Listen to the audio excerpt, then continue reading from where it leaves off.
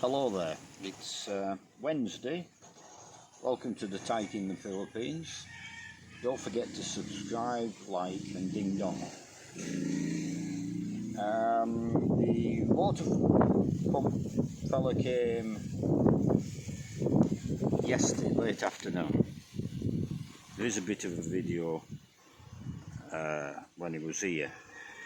At the moment we can't. We haven't got Wi-Fi, so we can't join videos together or even upload them. So he stripped everything out. He pulled the lot out, and he went through every fitting on the system.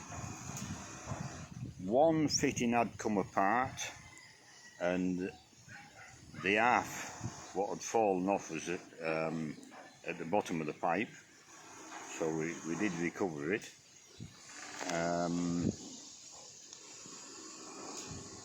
All the fittings were not tight. He didn't say they were loose, but not tight. So he got it all out, and then he measured how much water was in there. Now the well is not 60 feet deep, as what we paid for, what we told we had to have. The well is 38 feet deep. But that's okay, because it's got 22 feet of water in the well. Now we've got a 2-inch pipe going down the well. He did ask why we didn't have a 4-inch pipe going. But the fellow who drilled it was drilling it by hand, and that's sort of all he can do is a 2-inch pipe. You know, hindsight's a wonderful thing, but for less money we could have got this fella in and had a 4-inch pipe and the job done right. But it wasn't to be. We've had to mess around. But he'd have done it half the price, he said, but not with this pump. This is a very expensive pump, and he says he doesn't use them. For that reason the Filipinos can't afford them. But the pumps they use are perfectly adequate. That's a big part of the cost. To be fair to this other fella, it is a big part of the cost. So everything come out. It's short. The pipe what's inside is shortened that because it's down into silt. We've got 22 foot of water. I think he's shortened the pipe to 18 feet, maybe even 15 feet, because that's adequate for what we need. And it's leaving all the silt at the bottom. We're not disturbing it. Now, he took it all apart and he cleaned all the fittings, and he found this one what had come apart, and he cleaned it up and reassembled it and checked it, and all the fittings cleaned up and are good. Then he put these back together. I noticed straight away there was a difference. He's putting this pipework with these fittings back together, and he looks awkward doing it. So I come across, I've been taking a video over there in the distance of it, and he 2 Stilsons, one in each hand, and he's tightening these fittings, one Stilson against the other. So he's got some weight on them fittings. They're tight. Now the other guy had a set of Stilsons, and he was tightening against his hand, as far as I remember. And obviously you can get a tight fit, not like 2 Stilsons turning against each other. So I'm very happy that everything underground now is tight and as it should be. We turned it on, it worked.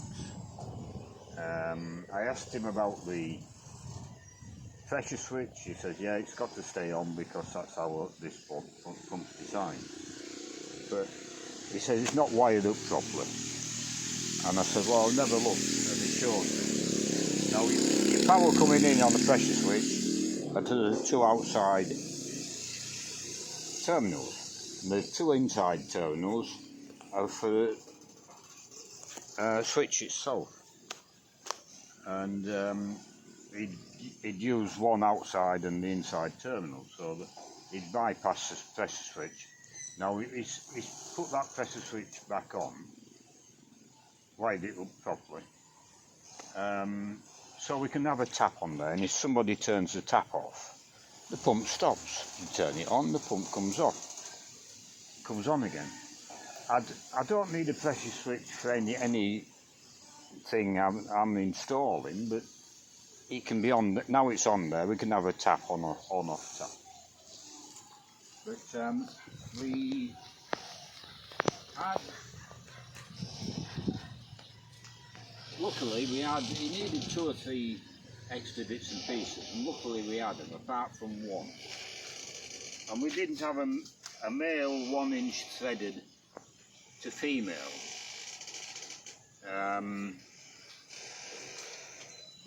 To go on to the stopcock.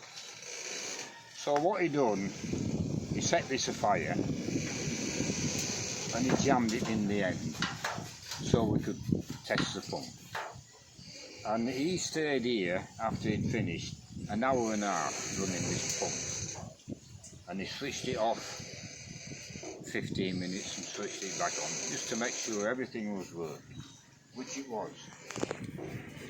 Now I come to switch it on this morning and I got a burst of water out of it, and then it stopped, and I thought, oh, it's leaking underground again. I suspect it's leaking underground. So I got 3 buckets of water, expecting to have to fill the pipe down to 40 foot or whatever it is. Anyway, it only took one of them, and I thought that was odd. So I put the pressure gauge back on, switched the power on, and water's running. We filled the butt up down there, and I filled this water butt up to half. And then I turned it off, and half an hour later went to turn it on again to fill a bucket for something or other. Burst the water, it wouldn't run again. So that's the reason why he bodged that up to get it going, because I've seen a drip coming off the bottom of here, and it's letting a little bit of air in, enough for it not to start up, but just that much water is leaking out, which is probably that full, and it's dripping out. So when I go downtown, I've got 1 inch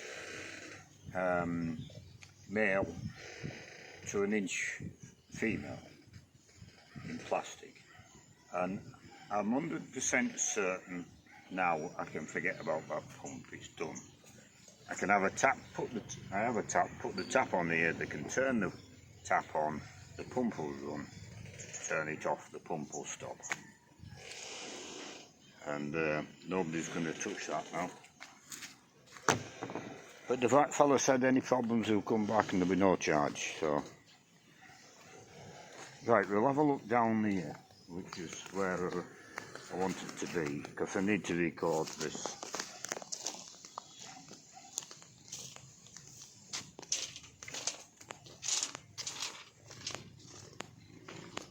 It's a beautiful morning, lovely and cool. It's 7:30 now. I've been up since daylight at 5:30. But it's really, really nice, cloudy.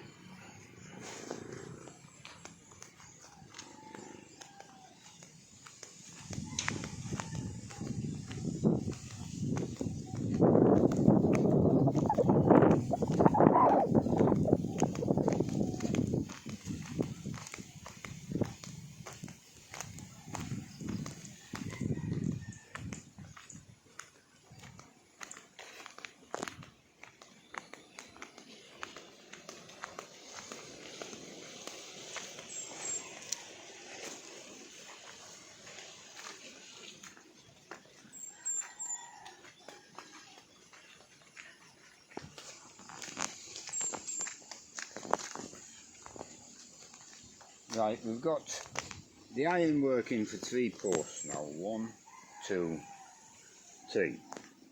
And it's all in 3/4 inch real bar. Now, he's doing the foundations. Well, he's done quite a lot of the foundations. This bar upright's a little bit thicker, but the 3/4 inch real bar along the side in the middle and in the bottom, around the bottom of the post, that's square, 3/4 inch. That's a lot more beefed up than a fence post, and there's an awful lot of bloody iron in the fence post is putting. Now, I can't check because of no Wi-Fi, but there's obviously standards, and he's meeting them standards. And in case at a later date the council want to see it, I want that on video. The ironwork what's going in to here. And then there's another 1, 2 posts, 3. He started 3 posts there. He started taking that bloody stump out. To here. I hope they're going to throw a load of bloody rocks back in, because there's an awful lot of sand and cement that will go up. But these fellas have been working now maybe 4 days, because I've been a bit crook. They've been getting stuff out of that house. I've been busy with this water bloody thing. Totally unsupervised. And no, we haven't laid any more panels. There's still 2 there to be taken off. And we haven't poured any cement for about 3 days now, I think. But look at the digging they've done in the last 4 days. And the ironwork what's gone in now. You can't complain about the way they're working. You can complain about the cost of it, but if that is as it's done, then you're pretty damn daft if you do it cheaper. Cut corners, and then you pull up for it and you have to do it all again. Sometimes you get away with cutting corners, sometimes you don't. But that's where the 3rd post's going up. So, that's coming out. He says that he can take this out reasonably easy. Well, I hope so. I hope it's not a 2-week bloody job for 3 months. But we'll see. So we'll leave it there. Nothing terribly exciting happening, I suppose. But it's a beautiful morning. So I'm going to go back and get a coffee. See you on the next one.